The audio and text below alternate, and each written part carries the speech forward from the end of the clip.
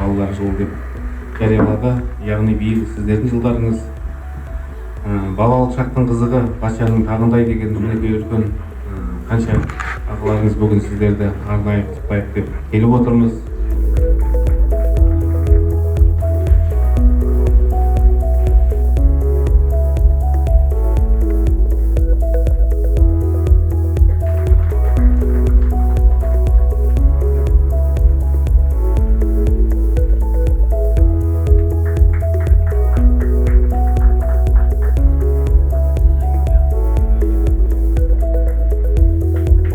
Сегодня нас посетили полицейские, нам подарили спортивки, мы все очень рады и спасибо им огромное.